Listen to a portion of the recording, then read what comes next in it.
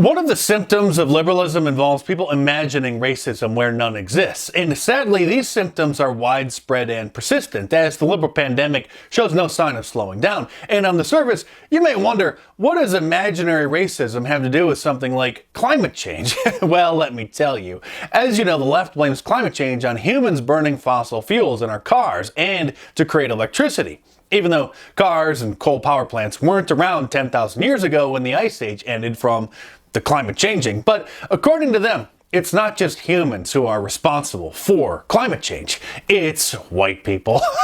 They call it environmental racism. The Washington Post ran a story with the headline, "Whites are mainly to blame for air pollution, but blacks and Hispanics bear the burden." NPR has reported that study finds racial gap between who causes air pollution and who breathes it. USA Today has echoed this same idiocy with the headline titled, "Study finds a race gap in air pollution. Whites largely cause it.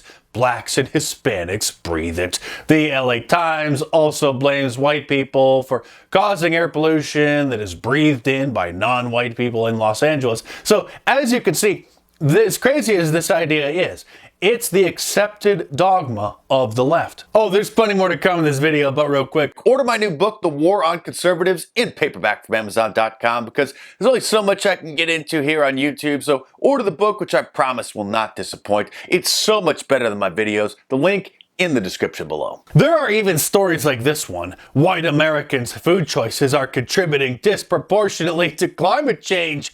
A new study finds that more greenhouse gases are emitted producing the typical diet of a white American than that of a Hispanic or African American. Oh, but it gets crazier. CNN reports that European colonizers killed so many Native Americans that it caused climate change.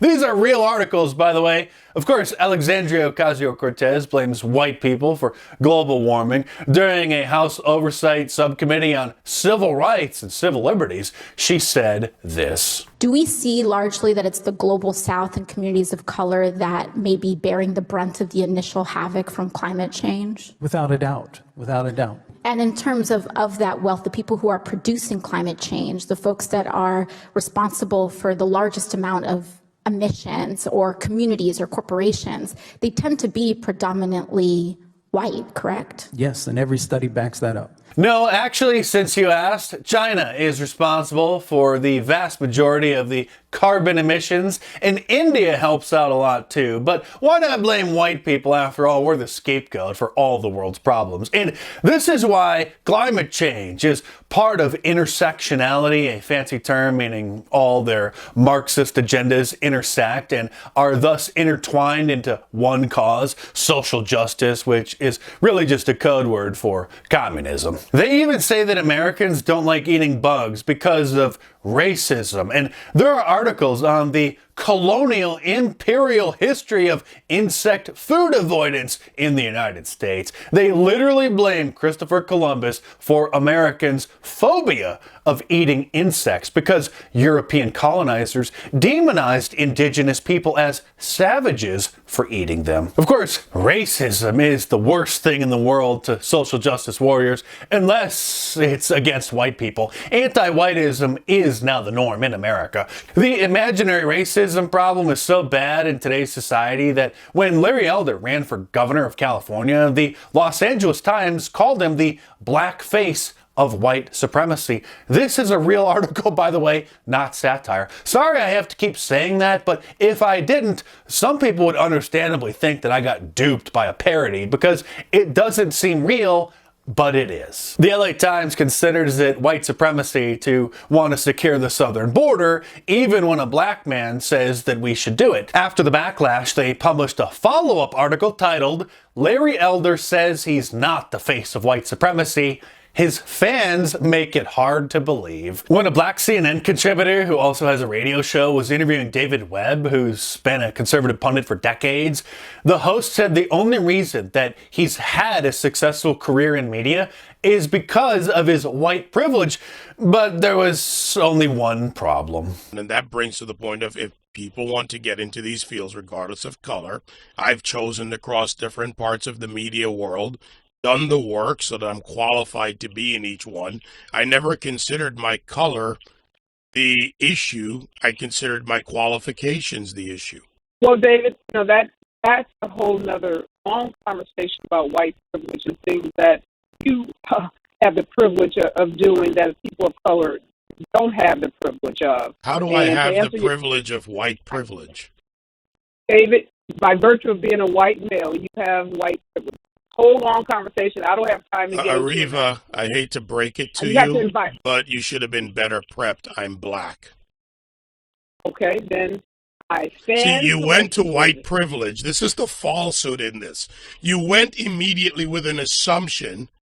Your people obviously, or you didn't look. You're talking to a black man who started out in rock radio in Boston, who crossed the paths into hip-hop, rebuilding one of the greatest black stations in America, and went on to work for Fox News, where I'm told apparently blacks aren't supposed to work, but yet you come with this assumption and you go to white privilege. That's actually insulting. But things are even crazier than that. The Root, an online magazine for black people, owned by Univision, labeled Charles Barkley a black white supremacist after he spoke out against the crime problem in black communities.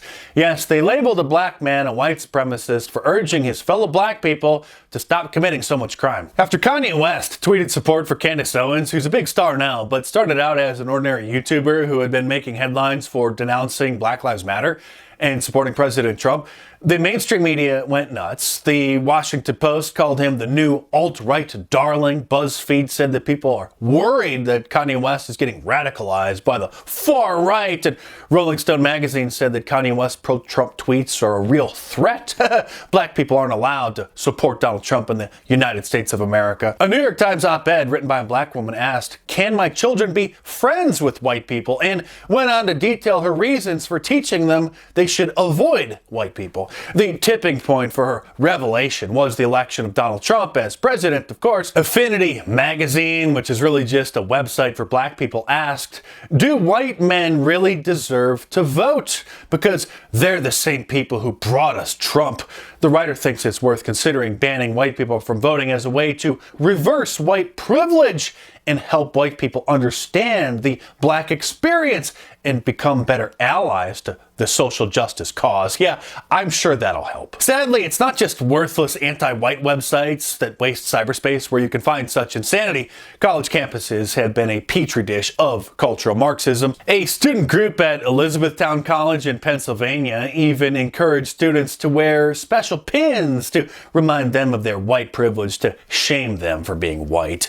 College professors and even student groups at universities across the country have even handed out white privilege checklists in their classes and in the dorms to help white students check their privilege, to bully them for existing. White students who acknowledge their white privilege and experience white guilt because of it are said to be white allies, meaning they use their supposed white privilege to help people of color by putting them on a pedestal and worshiping their blackness. The systemic anti-whiteism in universities and now high schools and middle schools across the country is truly disturbing. In many schools, it's now considered racist to send black students to detention or suspend them when they cause trouble, because schools have implemented a new discipline policy that takes into consideration a student's race before deciding on a punishment. They're literally handing out stricter punishments to white students who break the same rules as black students because, well, you could probably guess, in many schools, black students get into more trouble for reasons you're not supposed to talk about, like 75% of them not having a father in the home, and the average black mother is juggling 3 different baby daddies. This is, as the schools say, to make student discipline outcomes more equitable, and the punishments must meet individual student needs in a culturally responsive manner. Social justice warriors see more black men being arrested for committing crimes than white men because black people, black men to be specific, commit 10 times more crime per capita than white people. This, they claim, is because of racism, and the police just happen to decide to arrest more black men. So these same lunatics also believe that systemic white supremacy in the school system is resulting in teachers giving more detentions to black students. Someday I'm going to get canceled canceled for speaking these truths, so if I'm ever banned from YouTube, then find me on Rumble. I have a channel over there, although I don't post on it very often. It's there as Plan B, so just remember that in case my YouTube channel just disappears someday. And if you like my serious monologues like this, then you'll really love reading my books. So order The War on Conservatives, which just came out last week, in paperback from Amazon.com, or download the ebook from any of the major ebook stores. And of course, there's a link to the Amazon listing in the description below. So click it, head on over there, and check it out.